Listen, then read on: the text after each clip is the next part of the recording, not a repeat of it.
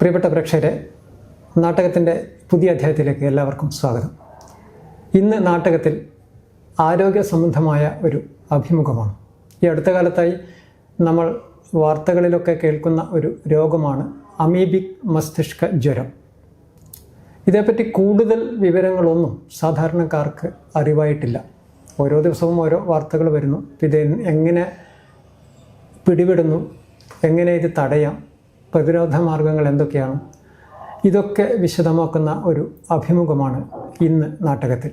ഈ അഭിമുഖത്തിൽ പങ്കെടുക്കുന്നത് ഡോക്ടർ മനീഷ് PV, കണ്ണൂർ ചാല ബേബി മെമ്മോറിയൽ ഹോസ്പിറ്റലിലെ ക്രിട്ടിക്കൽ വിഭാഗം കൺസൾട്ടൻ്റാണ് ഡോക്ടർ മനീഷ്.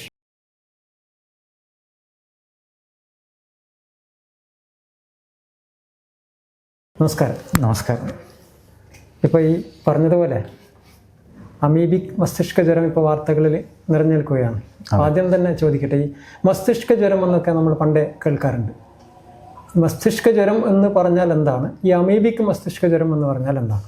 ഓക്കെ, മസ്തിഷ്ക ജ്വരം അഥവാ മെനിഞ്ചോ എൻസെഫലൈറ്റിസ് എന്ന് പറയുന്നത് നമ്മുടെ തലച്ചോറിൻ്റെ ചുറ്റുമുള്ള മെനിഞ്ചസ് എന്ന് പറയുന്ന ആവരണത്തിനെയും ബാധിക്കുന്ന അണുബാധയാണ്. അപ്പം അണുബാധ നമുക്ക് ഏത് രീതിയിൽ വേണമെങ്കിലും വരാം. അതായത് ബാക്ടീരിയ കാരണം വരാം, ഇതുപോലെ തന്നെ വൈറസുകൾ കാരണം വരാം, അതുപോലെ തന്നെ പരാതങ്ങൾ അഥവാ അമീബ പോലത്തെ ബാക്കിയുള്ള പാരസൈറ്റ്സ് കാരണം മസ്തിഷ്ക ജ്വരം വരാം. അതെപ്പോഴാണോ നമ്മുടെ ബ്രെയിനിൻ്റെ അകത്തേക്ക് കയറി ഒരു അണുബാധ ഉണ്ടാക്കുന്നത്, അപ്പോഴാണ് മസ്തിഷ്ക ജ്വരം അഥവാ മെനിഞ്ചൈറ്റിസ് അഥവാ മെനിഞ്ചോ എൻസെഫലൈറ്റിസ് ഉണ്ടാകുന്നത്. അത് അമീബ കാരണം ആകുന്നതിനെയാണ് അമീബിക് മസ്തിഷ്ക ജ്വരം എന്ന് പറയുന്നത്. അതെ, കറക്റ്റ്. അമീബിക് മസ്തിഷ്ക ജ്വരവും മറ്റ് നമ്മൾ സാധാരണ വൈറസ്, ബാക്ടീരിയ ഇതൊക്കെ ബാധിച്ചാലുണ്ടാകുന്നതും തമ്മിൽ ഇത് കൂടുതൽ അപകടകാരിയാകുന്നത് എങ്ങനെയാണ്? അതായത് അമീബിക് മസ്തിഷ്ക ജ്വരം ബാക്കിയുള്ള മെനിഞ്ചോ എൻസെഫലൈറ്റിസ് വെച്ച് നോക്കുമ്പോൾ കുറച്ചുകൂടെ അൺകോമൺ ആണ്, അഥവാ കുറച്ചുകൂടെ റെയറാണ്.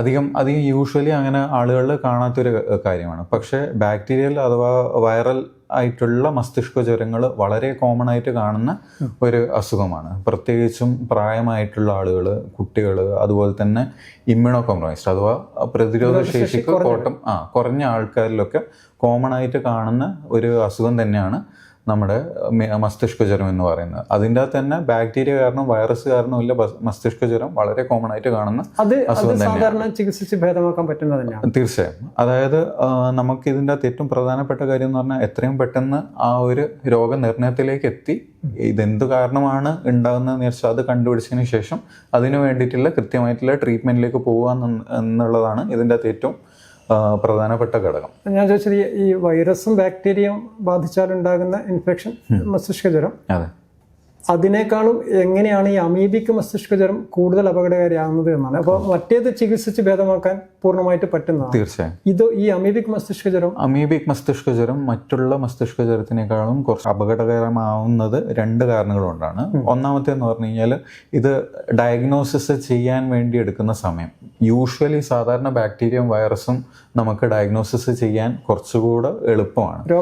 രോഗനിർണയം കുറച്ചുകൂടെ എളുപ്പത്തിൽ ചെയ്യാൻ പറ്റുന്ന ഒരു കാര്യമാണ്. അമീബിക് മസ്തിഷ്ക ജ്വരം വളരെ അൺകോമൺ ആയതുകൊണ്ട് തന്നെ അതിൻ്റെ ക്ലിനിക്കൽ സസ്പിഷൻ ഇൻഡെക്സ് കുറച്ചുകൂടെ ഹൈ ആയിരിക്കണം. അതായത് ഇങ്ങനെയുള്ള രോഗലക്ഷണങ്ങൾ, അതായത് തലവേദന, ശക്തമായിട്ടുള്ള പനി, അങ്ങനെയുള്ള രോഗലക്ഷണങ്ങളുമായിട്ട് വരുന്ന ഒരു രോഗിക്ക് അതുകൂടാണ്ട് ഇതുപോലെ വെള്ളത്തിൽ പോയ ഒരു ഹിസ്റ്ററിയും കാര്യങ്ങളൊക്കെ ഉണ്ടെങ്കിൽ ആ രീതിയിലേക്ക് നമ്മുടെ ചിന്ത പോവുകയും അതിന് വേണ്ടുന്ന രീതിയിലുള്ള ടെസ്റ്റുകൾ നമ്മൾ ചെയ്യുകയും ചെയ്തിട്ടാണ് അമീബിക് ഇത് കണ്ടുപിടിക്കേണ്ടത്.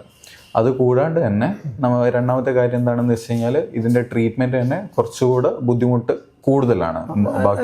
ചോദിക്കണ്ടേ, ഇപ്പൊ ടെസ്റ്റ് എന്ന് പറഞ്ഞല്ലോ, ഇതിന്റെ ലക്ഷണങ്ങൾ എന്തൊക്കെയാണ്? രോഗലക്ഷണങ്ങൾ സാധാരണ കണ്ടുവരുന്നത് അതിശക്തമായ പനി, അതുകൂടാതെ തന്നെ തലവേദന, അതുകൂടാതെ തന്നെ നമ്മുടെ വ്യക്തിത്വത്തിലുള്ള വ്യത്യാസം, സ്വഭാവത്തിലുള്ള വ്യത്യാസം മുതലായവയാണ് സാധാരണ രോഗലക്ഷണമായിട്ട് കണ്ടുവരാറുള്ളത്.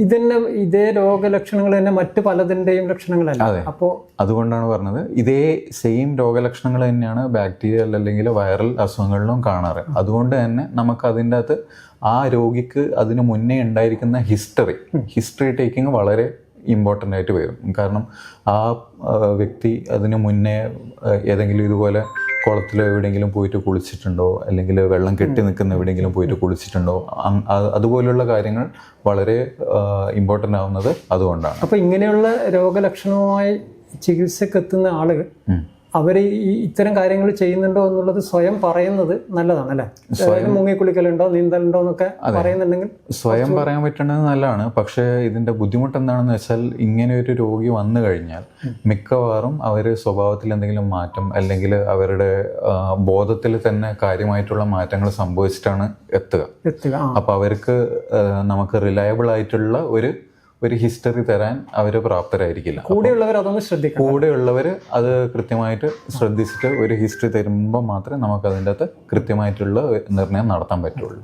ഇപ്പോൾ ഞാൻ ചോദിക്കുന്നത്, ഈ ഒരു രോഗി വന്ന് ടെസ്റ്റ് സാർ പറഞ്ഞല്ലോ, ടെസ്റ്റ് ചെയ്യുന്നതെന്ന് പറഞ്ഞാൽ എങ്ങനെയുള്ള എന്ത് ടെസ്റ്റാണ് ചെയ്യുന്നത്? ബ്ലഡ് ടെസ്റ്റ് ആണോ? എങ്ങനെയാണ് ഇത് അറിയുന്നത്? അതെ, നമുക്ക് മെയിനായിട്ടും 2 രീതിയിലുള്ള ടെസ്റ്റുകളാണ്. ബ്ലഡിൽ വിടുന്ന ടെസ്റ്റുകളുണ്ട്, അതുകൂടാണ്ട് തന്നെ നമ്മുടെ സ്രവങ്ങൾ എടുത്ത് വിടുന്ന ടെസ്റ്റുകളുണ്ട്. അതുകൂടാണ്ട് തന്നെ നമ്മുടെ നട്ടെല്ലിൻ്റെ അവിടുന്ന് നമ്മുടെ സ്പൈനൽ കോഡിൻ്റെ ചുറ്റിലും സെറിബ്രോ സ്പൈനൽ ഫ്ലൂയിഡ് എന്ന് പറഞ്ഞിട്ടുള്ള ഫ്ലൂയിഡ് പോകുന്നുണ്ട്. അപ്പം നട്ടെല്ലിൻ്റെ ഇടയിലൂടെ ചെറിയൊരു സൂചി കടത്തി ആ നീരും പുറത്തേക്ക് എടുത്ത് അതും കൂടെ ടെസ്റ്റ് ചെയ്തിട്ടാണ് സാധാരണ ഇതിൻ്റെ രോഗനിർണയം നടത്താറുള്ളത്.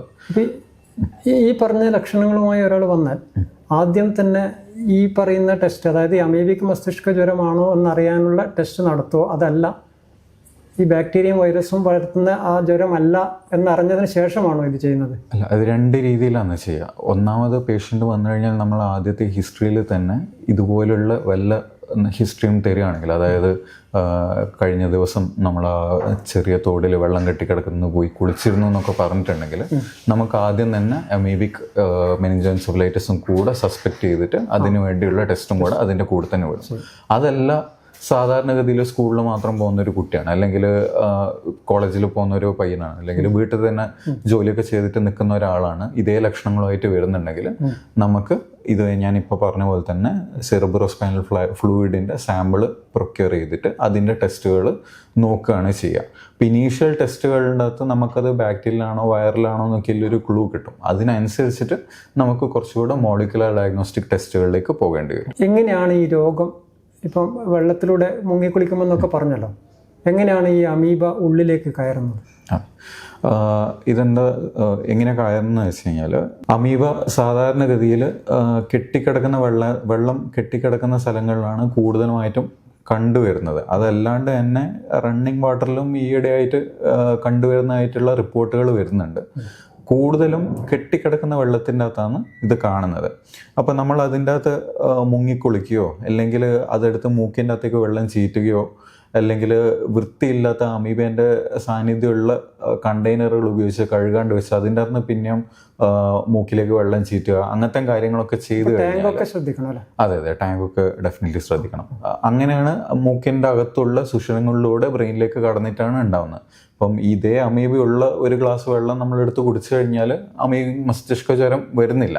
അത് കൂടുതലും കടക്കുന്നത് നമ്മുടെ മൂക്കിൻ്റെ അകത്തുള്ള സുഷിരങ്ങളിലൂടെയാണ്, ചെവിയിലൂടെയും സാധ്യത. ചെവിയിലൂടെയും മൂക്കിലൂടെയും ഉള്ളിൽ കയറി ആ സുഷിരങ്ങളിലൂടെ തലച്ചോറിനെ ബാധിക്കുമ്പോഴാണ് ഈ അസുഖം. അപ്പോൾ ഈ മലിനജലം എന്ന് പറയുമ്പോൾ ജലത്തിലൂടെ പകരുമെന്ന് പറയുമ്പോൾ പൊതുവെ വരുന്നൊരു ധാരണ, പല വെള്ളം കുടിച്ചു കഴിഞ്ഞാൽ, മോശം വെള്ളം കുടിച്ചു കഴിഞ്ഞാൽ പല അസുഖങ്ങളും വരാറുണ്ട്. അതെ, അങ്ങനെ വരുന്ന ഒരു അസുഖമല്ല ഇത്. അങ്ങനെ വരുന്ന ഒരു അസുഖമല്ല. അതായത് നമ്മൾ വെള്ളം കുടിച്ച് നമ്മൾ ഡൈജസ്റ്റീവ് ട്രാക്റ്റിൽ അമീബ എത്തിയാൽ പോലും അത് ഡൈജസ്റ്റായി പോവുകയുള്ളൂ. നമുക്ക് അത് ബ്രെയിനിലേക്ക് എത്തിക്കഴിഞ്ഞാൽ, അതായത് മസ്തിഷ്കത്തിലേക്ക് എത്തിക്കഴിഞ്ഞാൽ മാത്രമേ ഇൻഫെക്ഷൻ മൂക്കിലെയും ചെവിയിലൂടെയും വരുമ്പോൾ അത് ഡൈജസ്റ്റ് ആവുന്നില്ലല്ലോ അല്ലെ, നേരെ തലച്ചോറിനെ ബാധിക്കുക ചെയ്യുന്നു. അതുപോലെ തന്നെ ഞാൻ നേരത്തെ പറഞ്ഞ പോലെ തന്നെ നെഗ്ലേരിയ, അതുപോലെ തന്നെ എക്കാന്തമീബ, അതുപോലെ തന്നെ ബാൽമുത്യ, പല ടൈപ്പ് സ്പീഷീസുകൾ അവൈലബിൾ ആണ്. അപ്പം അതിൻ്റെ അകത്ത് ഈ എക്കാന്തമീബ, ബാൽമുത്യ പോലത്തെ അസുഖങ്ങളിൽ അത് നമ്മുടെ സ്കിന്നിൻ്റെ മുകളിൽ ചെറിയ ചെറിയ ലീഷൻസ് ഉണ്ടാക്കും, ചെറിയ പാടുകൾ പോലത്തെ ഇതുണ്ടാക്കും. അതിൻ്റെ അകത്തുനിന്നുള്ള സ്രവം കൂടെ ചില സമയങ്ങളിൽ ഇൻഫെക്റ്റീവായിട്ട് മാറാറുണ്ട്. സ്കിന്നിൻ്റെ ഏതെങ്കിലും ഭാഗത്തുണ്ടായാൽ എല്ലാ സമയത്തും ഉണ്ടാവാറില്ല, അത് വളരെ റെയറായിട്ട് മാത്രം കാണുന്ന ഇതാണ്. അപ്പം ഡയറക്റ്റ് മുറിവിലേക്കൂടെ തന്നെ അമീബക്ക് അകത്തേക്ക് കയറാൻ പറ്റിയിട്ടുണ്ടെങ്കിൽ, നമ്മളെ ബ്ലഡ് സ്ട്രീമിന്റെ അകത്തേക്ക് കയറാൻ പറ്റിയിട്ടുണ്ടെങ്കിൽ ബ്രെയിനിലേക്ക് പേവിഷബാധയൊക്കെ പറയുന്നത് മുറിവിലൂടെ വളരെ സാവധാനത്തിൽ തലച്ചോറിലേക്ക് ഉമിനീരിൽ അതെ, അതും അങ്ങനെ വരുമോ ഇത് അമീബ? റേബീസ് ഒരു മസ്തിഷ്ക ജ്വരത്തിന്റെ ഒരു വകഭേദം തന്നെയാണ്. പക്ഷേ അമീബ അങ്ങനെ വരുന്ന ഒരു അസുഖമല്ല. അല്ല. ചില അമീബ മാത്രം നമ്മളെ ബ്ലഡ് സ്ട്രീമിന്റെ അകത്തേക്ക് ഡയറക്റ്റ് എത്തിയിട്ടുണ്ടെങ്കിൽ മാത്രമേ അകത്തേക്ക് പോകുള്ളൂ. ഇപ്പം തലച്ചോറിലേക്ക്. അതെ, റേബീസിന്റെ കാര്യത്തിലാണെങ്കിലും നമുക്കൊരു മുറിവ് ഉണ്ടായി കഴിഞ്ഞാലാണ് ആ വൈറസിന് അകത്തേക്ക് ചെല്ലാനുള്ള സൗകര്യമുള്ളത്. ഇൻടാക്റ്റ് ആയിട്ടുള്ള സ്കിന്നിന്റെ മുകളിലേക്കൂടെ ആ വൈറസുകൾക്ക് പോകാൻ ബുദ്ധിമുട്ടാണ്. അതുപോലെ തന്നെ അമീബ എന്ന് പറയുമ്പോൾ ഇതിനെക്കാട്ടിയും കുറച്ചുകൂടെ വലുതുമാണ്. അതിനങ്ങനെ കയറി പോകാൻ പറ്റില്ല. ഇൻടാക്റ്റ് ആയിട്ടുള്ള സ്കിന്നിന്റെ അകത്തേക്കൂടെ എന്തായാലും കയറി പോകാൻ പറ്റില്ല. ഒരു മുറിവിന്റെ മുകളിൽ അമീബ വന്ന് പെടാനുള്ള സാധ്യതയും ഭയങ്കര കുറവാണ്. അതുപോലെ തന്നെ ഈ നൈഗ്ലേരിയ എന്ന് പറയുന്ന ടൈപ്പ് ബാക്ടീരിയ അതുപോലെ സ്പ്രെഡ് ആവുന്നതല്ല.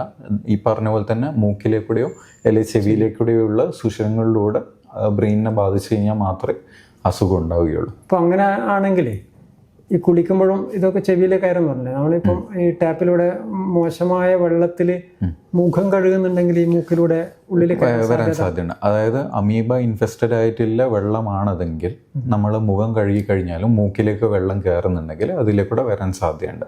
പക്ഷേ ഇത് പറയുമ്പോൾ തന്നെ പറഞ്ഞോളട്ടെ, എല്ലാ വെള്ളത്തിൻ്റെ അകത്തും അമീബിൻ്റെ സാന്നിധ്യം ഇല്ല. പക്ഷേ ഇപ്പോഴത്തെ കാലത്ത് ഈ കേസ് റിപ്പോർട്ടുകൾ വരുന്ന സ്ഥിതിക്ക് നമ്മൾ അതിൻ്റെ അകത്തൊന്ന് കെയർഫുൾ ആയിരിക്കും. വീടിന്റെ മുകളിൽ ഇപ്പൊ നേരത്തെ പറഞ്ഞ പോലെ ടാങ്കിലൊക്കെ ക്ലീൻ ആക്കിയിട്ടില്ലെങ്കിൽ സാധ്യത ഉണ്ടാകുന്നുണ്ട്. ആ വെള്ളം ടാപ്പിലൂടെ വരുന്നുണ്ടല്ലോ. അപ്പൊ അതിൽ നമ്മൾ മുഖം കഴുകുമോ അതിൽ തന്നെയല്ലേ നമ്മൾ കുളിക്കുകയൊക്കെ ചെയ്യുന്നത്. അങ്ങനെയാണ് ഇത് ഒഴുകുന്നതായതുകൊണ്ട് ഈ കെട്ടിക്കിടക്കുന്നതിൽ നിന്ന് വരുന്ന ഡൈവ് ചെയ്യുമ്പോഴൊക്കെ വരുന്ന അത്ര വരുന്നില്ലെങ്കിലും നമ്മളത് ശ്രദ്ധിക്കണമല്ലേ?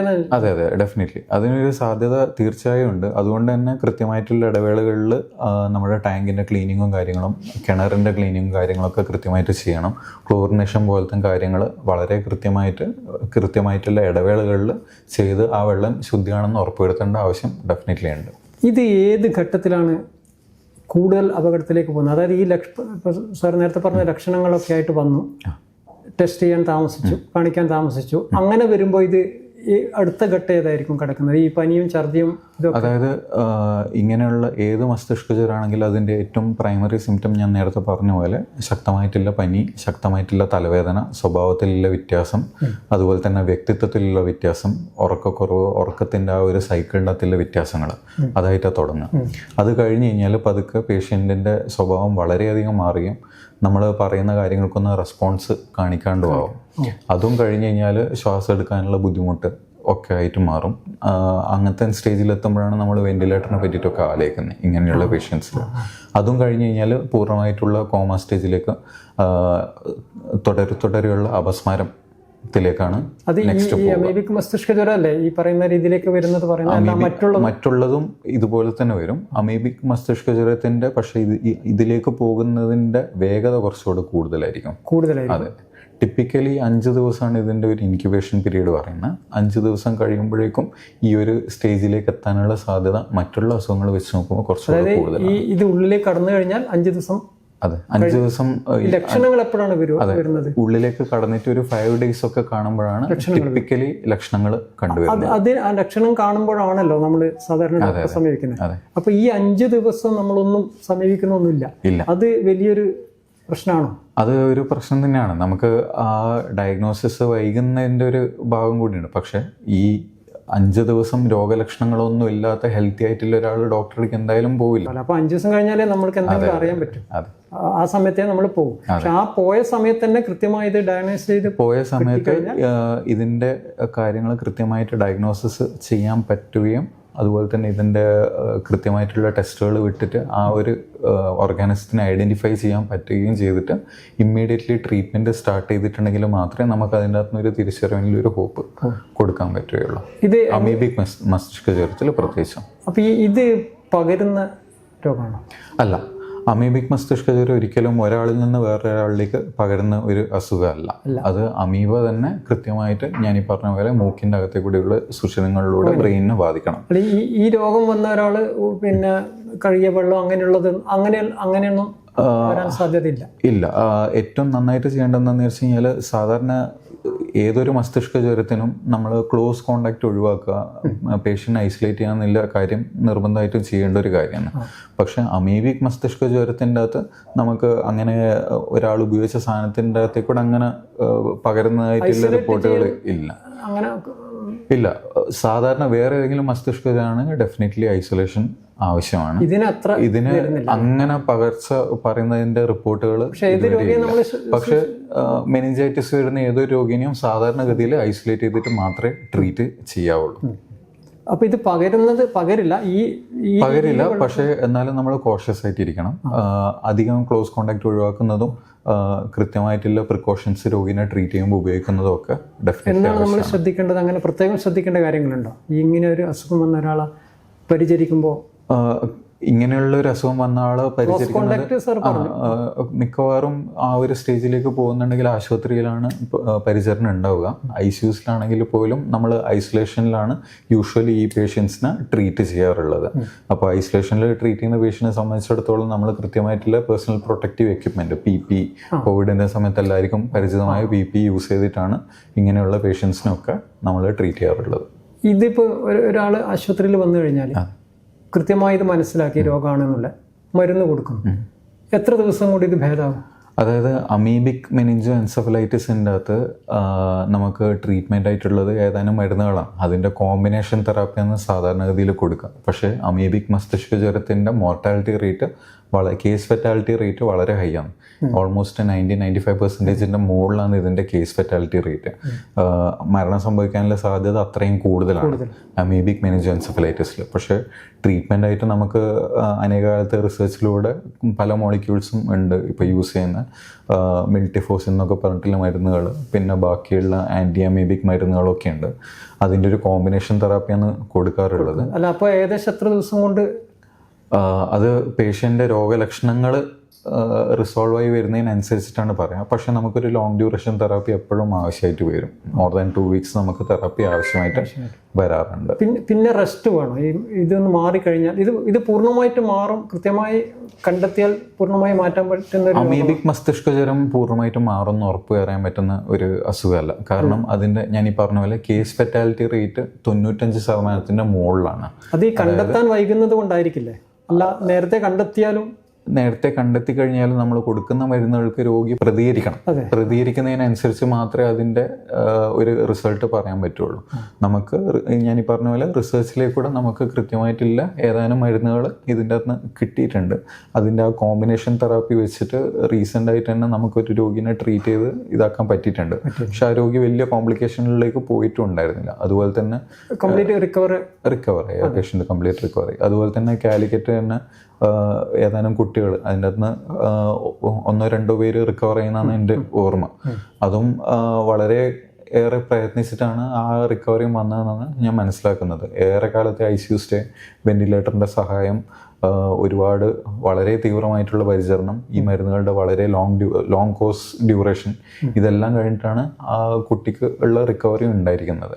അത് എളുപ്പമായിട്ടുള്ള ഒരു റിക്കവറി അല്ല. അപ്പോൾ ശരിക്കും ശ്രദ്ധിക്കേണ്ടത് ഈ റിക്കവറി ഉണ്ടാകണമെങ്കിൽ തന്നെ അത്രയും നേരത്തെ കണ്ടെത്തുന്നു അത്രയും നല്ലതല്ല. ഇത് വൈകി കഴിഞ്ഞാൽ കൂടുതൽ അപകടം. നമുക്ക് ഏതൊരു മെനിഞ്ചോ എൻസെഫലൈറ്റിസ് ആണെങ്കിലും രോഗലക്ഷണങ്ങൾ വന്നു കഴിഞ്ഞാൽ അത് ടെസ്റ്റ് ചെയ്തിട്ട് അതിൻ്റെ കൃത്യമായിട്ടുള്ള രോഗനിർണയം നടത്താൻ പറ്റുന്ന ഒരു സെൻറ്ററിലേക്ക് എത്തുക എന്നുള്ളതാണ് ഇതിൻ്റെ അകത്ത് ഏറ്റവും ഇമ്പോർട്ടൻ്റ് ആയിട്ടുള്ള കാര്യം. കാരണം ഇപ്പം ബാക്ടീരിയൽ മെനിഞ്ചോ എൻസെഫലൈറ്റിസ് ആണെങ്കിലും വൈറൽ മെനിഞ്ചോ എൻസെഫലൈറ്റിസ് ആണെങ്കിലും എല്ലാം നമുക്ക് ജീവന് അപകടം ഉണ്ടാകുന്ന രീതിയിൽ വഷളാവാൻ സാധ്യതയുള്ള അസുഖങ്ങൾ തന്നെയാണ്.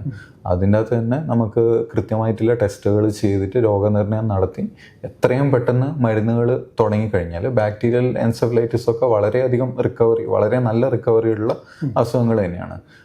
വൈറൽ മെനിഞ്ചോ എൻസെഫലൈറ്റിസ് ആണെങ്കിലും അതിൻ്റെ അകത്ത് നമുക്ക് ഒരു പരിധി വരെയെങ്കിലും റിക്കവറി ഉള്ള അസുഖം തന്നെയാണ്. പക്ഷേ ചില അസുഖങ്ങളുണ്ട്, ചില വൈറൽ അസുഖങ്ങൾക്ക് ഇതുവരെ മരുന്നില്ലാത്ത അസുഖങ്ങളുണ്ട്. നിപ്പോ പോലത്തെ അസുഖങ്ങൾക്ക് ഇതുവരെ മരുന്നുകളൊന്നും കണ്ടുപിടിച്ചിട്ടില്ല.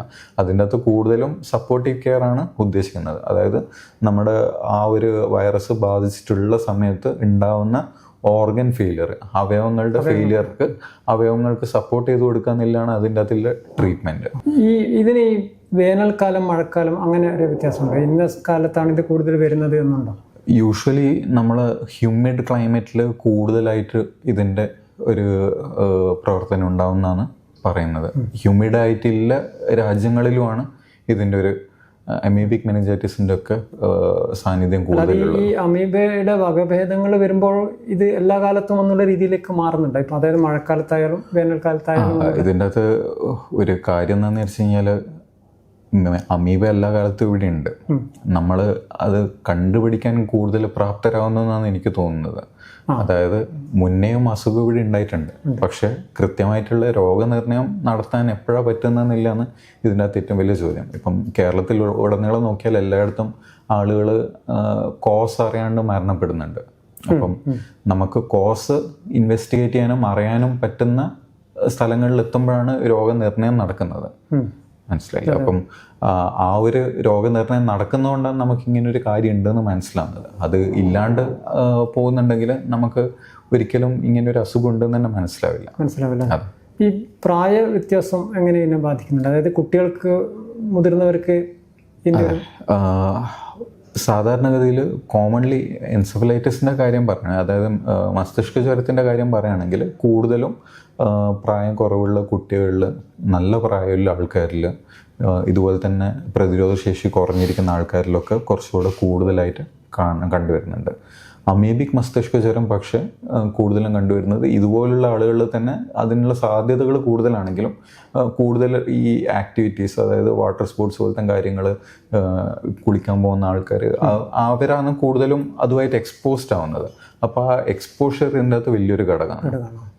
അങ്ങനെ വരുമ്പോൾ നമ്മൾ ഇപ്പം ഏതാണ്ട് മനസ്സിലായല്ലോ, ഈ വെള്ളത്തിൽ ഡൈവ് ചെയ്യുന്നവർ, മുങ്ങിക്കുളിക്കുന്നവർ, മലിനജലം മൂക്കിലൂടെയും ചെവിയിലൂടെയും ഉള്ളിലെത്തുന്ന സംഗതികൾ ചെയ്യുന്നവർ, അവർ ഏതൊക്കെ രീതിയിലുള്ള മുൻകരുതൽ എടുത്താലാണ് ഇതൊന്ന് തടയാൻ പറ്റുക?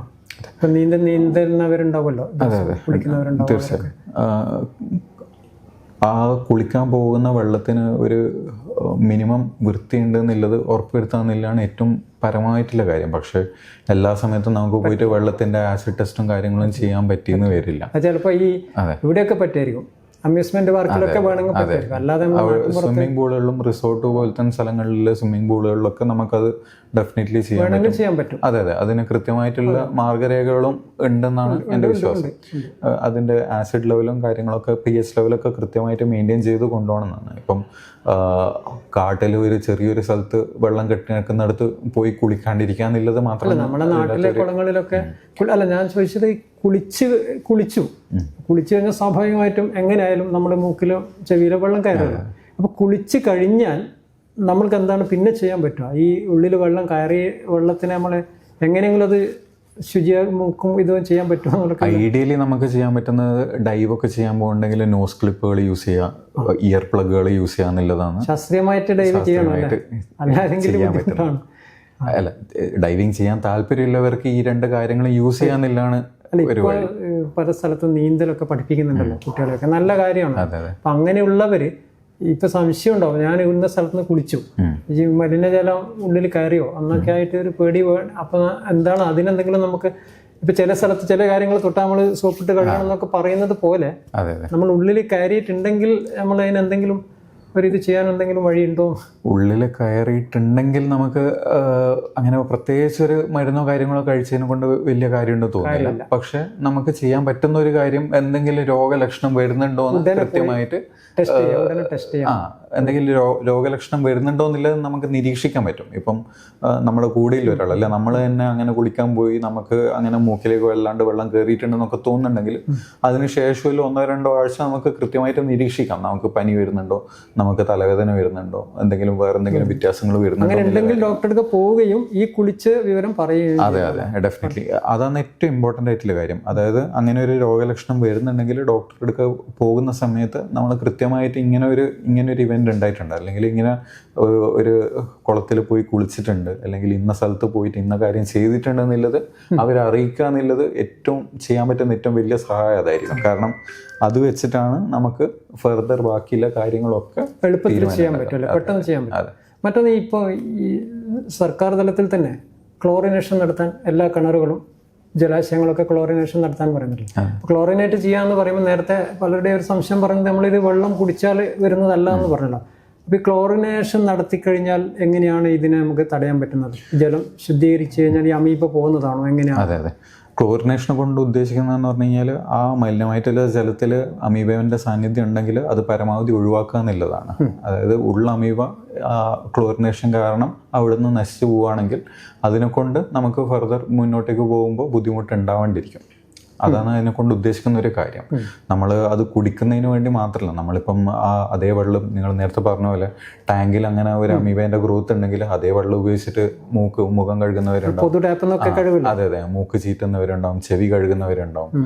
അപ്പം അങ്ങനെയൊക്കെ ചെയ്യുന്ന ആൾക്കാരിൽ അങ്ങനെ എന്തെങ്കിലും ഒരു അമീബേന്റെ സാന്നിധ്യം ഉണ്ടെങ്കിൽ അത് വളരെയധികം ബുദ്ധിമുട്ടുണ്ടാക്കും. അപ്പം അതൊക്കെ നമുക്ക് ഒഴിവാക്കണമെങ്കിൽ ഇതുപോലെ തന്നെ കൃത്യമായിട്ട് സർക്കാർ പദ്ധതികളും ബാക്കിയുള്ള സ്വയം ചെയ്യുന്നതുമായിട്ടുള്ള ക്ലോറിനേഷൻ ബാക്കിയുള്ള എല്ലാ ക്ലീനിങ് പദ്ധതികളും കൃത്യമായിട്ട് ഉള്ള ഇടവേളകളിൽ ചെയ്ത് മുന്നോട്ടേക്ക് പോവുകയാണ് വേണ്ടത്. ഒരു കാര്യം കൂടി, നമ്മൾ എല്ലാവരും പതിവായിട്ട് ഭൂരിഭാഗം ആളുകളും ചെയ്യുന്ന ഒന്നാണല്ലേ സ്വയം ചികിത്സ എന്ന് പറയുന്നത്. അപ്പോൾ ഈ പറയുന്ന പനി, തലവേദന എന്നൊക്കെ പറയുമ്പോൾ പലപ്പോഴും മരുന്ന് വാങ്ങി സ്വയം കഴിക്കുന്നുണ്ടാവുമല്ലോ. അതെ അതെ, അത് ഇത്തരം ഈ ഒരു അസുഖം കൂടി ആണെങ്കിൽ, വരാനുള്ള ഇതിൻ്റെ ലക്ഷണം കൂടി ആണെങ്കിൽ അതെ, അവരോട് എന്താ പറയാനുള്ളത് അങ്ങനെ ചെയ്യുന്നവരോട്? അതായത് ഇപ്പോഴത്തെ രീതിയിൽ നമുക്ക് പനിയും ജലദോഷവും കഫക്കെട്ടും ഒക്കെ വളരെ കോമൺ ആയിട്ടുണ്ട്. അതുപോലെ തന്നെ തലവേദനയും വളരെ വളരെ കോമൺ ആയിട്ടുണ്ട്. അപ്പം മെഡിക്കൽ ഷോപ്പിൽ പോയിട്ട് ഒരു ആൻറ്റിബയോട്ടിക് വേണമെന്നോ അല്ലെങ്കിൽ ഒരു പാരസ്റ്റമോൾ വേണമെന്നോ പറഞ്ഞിട്ട് എടുത്ത് കഴിക്കുന്ന ഒരുപാട് ആളുകളുണ്ട്. നമുക്ക് സമൂഹത്തിൽ ഇഷ്ടംപോലെ ആളുകൾ അത് ചെയ്യുന്നതായിട്ട് കാണാൻ പറ്റും. നമ്മൾ ആൻറ്റിബയോട്ടിക് കഴിക്കുന്നതിനെ കൊണ്ട് ഒരു മെജോറിറ്റി സമയത്തും നമുക്ക് യാതൊരു ഗുണവും കിട്ടുന്നില്ല എന്നുള്ളതാണ് അതിൻ്റെ ഒരു വസ്തുത. കാരണം എന്താണെന്ന് വെച്ച് കഴിഞ്ഞാൽ സാധാരണ ഇപ്പോൾ ഒരു ജലദോഷം മാത്രമായിട്ടാണെങ്കിൽ പോലും ആൻറ്റിബയോട്ടിക് കഴിക്കുന്നതിനെ കൊണ്ട് ഒരു ഗുണവും കിട്ടില്ല. കാരണം ജലദോഷം ഉണ്ടാക്കുന്ന ഏറ്റവും കോമൺ ആയിട്ടുള്ള സാധനം വൈറസാണ്. അപ്പോൾ വൈറസിന് നമ്മൾ ആൻറ്റിബയോട്ടിക് ഒഴിക്കുന്നതിനെ കൊണ്ട് യാതൊരു ഗുണവുമില്ല. അതിനെക്കൊണ്ട് ഉണ്ടാകുന്ന കാര്യം എന്താണെന്ന് വെച്ച് കഴിഞ്ഞാൽ നമുക്ക് പിന്നീട് ശരിക്കും ആൻറ്റിബയോട്ടിക്കിൻ്റെ ആവശ്യം വരുന്ന ഒരു ബാക്ടീരിയൽ അസുഖം എന്തെങ്കിലും വരുന്നുണ്ടെങ്കിൽ അതിൻ്റെ അകത്ത് ആ ആൻറ്റിബയോട്ടിക്കിന് എഫക്റ്റ് ഇല്ലാണ്ടായി മാറും. കാരണം നമ്മൾ എത്ര കണ്ട് ആൻറ്റിബയോട്ടിക് മിസ്യൂസ് ചെയ്യുന്നുണ്ടോ അതിനനുസരിച്ചിട്ട് ബാക്കിയുള്ള ബാക്ടീരിയകൾക്ക് ആ ആൻറ്റിബയോട്ടിക് റെസിസ്റ്റൻ്റ് ആയി മാറും. അതായത് ആ ആൻറ്റിബയോട്ടിക് ഉപയോഗിച്ച് കഴിഞ്ഞാലും ആ ബാക്ടീരിയക്ക് യാതൊരുവിധ ബാധിക്കില്ല. മനസ്സിലായി. അപ്പം പരമാവധി അനാവശ്യമായിട്ടുള്ള ആൻറ്റിബയോട്ടിക്കിൻ്റെ യൂസിനെ അവോയ്ഡ് ചെയ്യുന്നതാണ് എന്തുകൊണ്ടും നല്ലത്. കാരണം അങ്ങനെ അനാവശ്യമായിട്ട് മിസ്യൂസ് ചെയ്ത് കഴിഞ്ഞാൽ ആവശ്യമുള്ള സമയത്ത് നമുക്കത് ഉപകരിക്കാണ്ട് പോകും. പിന്നെ സ്വാഭാവികമായിട്ടുള്ള നമ്മളൊരു പുതിയ എന്ത് വന്നാലും നമ്മളിപ്പോൾ രോഗത്തെ പറ്റി പറയുന്നുകൊണ്ട് വന്നു കഴിഞ്ഞാൽ ആദ്യം ചെയ്യുന്നത് സെർച്ച് ചെയ്യലാണല്ലോ. അപ്പോൾ കുറേ കാര്യങ്ങൾ അതിൽ കാണാം. അതെല്ലാം വിശ്വസിച്ച് അതുപോലെ ചെയ്യുന്നവരൊക്കെ ഉണ്ടാവും. പലരും അങ്ങനെയാണല്ലോ ചെയ്യുന്നത്. ഒരു പകുതി അറിവ് വലിയ അപകടമാണല്ലോ. അങ്ങനെയുള്ള ഇതിനെപ്പറ്റി മനസ്സിലാക്കണമെങ്കിൽ അത്തരം കാര്യങ്ങളൊക്കെ നോക്കി അത് അതേപടി വിശ്വസിക്കുകയൊക്കെ ചെയ്യുന്നത്, അത് ഫോളോ ചെയ്യുന്നവരോടൊക്കെ ഡോക്ടർക്ക് ഒരു അനുഭവത്തിൻ്റെ വെളിച്ചത്തിൽ പറയാനുള്ളത്? നമുക്കിപ്പം ഏതൊരു രോഗത്തിനാണെങ്കിലും കൃത്യമായിട്ടുള്ള ശാസ്ത്രീയമായിട്ടുള്ള ചികിത്സകൾ ലഭ്യമാണ്. അപ്പം അതിൻ്റെ വിവരങ്ങളൊക്കെ നമുക്ക് ചെയ്യേണ്ട രീതിയിൽ ഗൂഗിൾ സെർച്ചൊക്കെ ചെയ്ത് കഴിഞ്ഞാൽ കിട്ടും. ഇഷ്ടംപോലെ ആർട്ടിക്കിൾസ്, ഓപ്പൺ സോഴ്സ് ആർട്ടിക്കിൾസും കാര്യങ്ങളൊക്കെ ഇൻ്റർനെറ്റിൽ വളരെ ഫ്രീലി അവൈലബിൾ ആണ്. ആധികാരികമായതാണോ നോക്കണം? അതെ, അത് ആധികാരികമായിട്ടുള്ള സോഴ്സ് എന്നാണോ എന്നുള്ളത് നമ്മൾ നോക്കണം. അത് മാത്രമല്ല, നമുക്ക് അത് വായിച്ചിട്ട് മനസ്സിലാക്കാനുള്ള ഒരു ഇതും കൂടെ വേണം. അതായത് ആർട്ടിക്കിൾസ് നമുക്ക് ഫുള്ളായിട്ട് വായിച്ചിട്ട് എപ്പോഴും അത് കംപ്ലീറ്റ്ലി മനസ്സിലായിക്കൊള്ളണമെന്നില്ല. അപ്പം മൾട്ടിപ്പിൾ സോഴ്സസ് നിന്ന് നമ്മളത് എടുത്ത് വായിച്ച് അതിൻ്റെ അകത്തുള്ള വിവരങ്ങൾ മനസ്സിലാക്കിയിട്ട് മുന്നോട്ടേക്ക് പോവുകയാണെങ്കിൽ വളരെ നല്ലതാണ്. നമ്മൾ ഇപ്പം ഏതൊരു രോഗത്തിനാണെങ്കിലും ഉള്ള ചികിത്സാ രീതികളും കാര്യങ്ങളും ഗൈഡ് ലൈൻസൊക്കെ ലോകത്തിലുള്ള എല്ലാ ഇതിൻ്റെ പർട്ടിക്കുലർ സംഘടനകളും ഒക്കെ ആയിട്ട് ആലോചിച്ചിട്ടാണ് ഓരോ ഗൈഡ് ലൈൻ ഉണ്ടാക്കുന്നത്. അതെല്ലാം നമുക്ക് ഏതൊരാൾക്കും വായിച്ച് മനസ്സിലാക്കാൻ പറ്റുന്ന രീതിയിൽ അവൈലബിൾ ആയിട്ടുമുണ്ട്. പക്ഷേ അതിൻ്റെ ഒരു വശം മാത്രം വായിച്ചിട്ട് അതിനെ മാത്രം ഫോളോ ചെയ്യാനും നമ്മൾ ട്രീറ്റ്മെൻറ്റിൻ്റെ അകത്ത് അനാവശ്യമായിട്ടുള്ള വ്യത്യാസങ്ങൾ വരുത്താനും ഒക്കെ ശ്രമിച്ചു കഴിഞ്ഞാൽ ഈ അമീബിക് മസ്തിഷ്ക ജ്വരത്തിനേക്കാളും വലിയ അപകടമായി മാറും. അതെ, കറക്റ്റ്. നമ്മളിത് അവസാനിപ്പിക്കുന്നതിന് മുന്നേ ഇപ്പോൾ ഇത്രയും കാര്യങ്ങൾ ഏതാണ്ട് ആളുകൾക്ക് മനസ്സിലായി, എങ്ങനെയാണ് ഇത് വെള്ളത്തിൽ വരുന്നതെന്നൊക്കെയുള്ള പ്രധാനമായി എടുക്കേണ്ട മുൻകരുതലുകൾ എന്തൊക്കെയാണെന്ന് പറഞ്ഞിട്ട് നമുക്കിതൊന്ന് അവസാനിപ്പിക്കാം. ഓക്കെ. അമീബിക് മസ്തിഷ്ക ജ്വരത്തിനെ പറ്റി പറയുകയാണെങ്കിൽ നമ്മൾ എടുക്കേണ്ട ഏറ്റവും വലിയ മുൻകരുതൽ എന്ന് പറഞ്ഞു കഴിഞ്ഞാൽ ഈ പറഞ്ഞ പോലെ തന്നെ നമ്മുടെ വീട്ടിലുള്ള വെള്ളത്തിൻ്റെ സോഴ്സുകളെ പരമാവധി കൃത്യമായിട്ടുള്ള ഇടവേളകളിൽ വൃത്തിയാക്കി സൂക്ഷിക്കുക എന്നുള്ളതാണ്.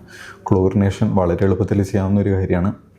അതുപോലെ തന്നെ പീരിയോഡിക് ആയിട്ടുള്ള ക്ലീനിങ്, നമ്മൾ കിണറാണെങ്കിലും ശരി, നമ്മുടെ വാട്ടർ ടാങ്ക് ആണെങ്കിലും ശരി, കൃത്യമായിട്ടുള്ള ഇടവേളയുള്ള ക്ലീനിങ് അമീബിക് മസ്തിഷ്ക ജ്വരത്തിന് മാത്രമല്ല ബാക്കിയുള്ള ജലജന്യമായിട്ടുള്ള രോഗങ്ങളെ പ്രതിരോധിക്കാൻ കൂടെ ഹെൽപ്പ് ചെയ്യും. അതുപോലെ തന്നെ ബാക്കിയുള്ള മസ്തിഷ്ക ജ്വരങ്ങളെ പറ്റി പറയുകയാണെങ്കിൽ ബാക്ടീരിയൽ മെനിഞ്ചൈറ്റിസ് ആണെങ്കിൽ ശരി, വൈറൽ മെനിഞ്ചൈറ്റിസ് ആണെങ്കിലും ശരി, കുറേ വൈറസിനും ബാക്ടീരിയക്കും അഗെയിൻസ്റ്റൊക്കെ വാക്സിൻസ് അവൈലബിൾ ആണ്. അത് നമ്മുടെ ഇന്ത്യൻ സിസ്റ്റത്തിൽ നമുക്ക് മാൻഡറ്ററി ആയിട്ടുള്ള കുറേ വാക്സിൻസ് ഓൾറെഡി ഉണ്ട്. അത് നമുക്ക് കുട്ടികൾക്കൊക്കെ അത് കൃത്യമായിട്ട് എടുക്കാമെന്നില്ലാണ് രണ്ടാമത്തെ കാര്യം.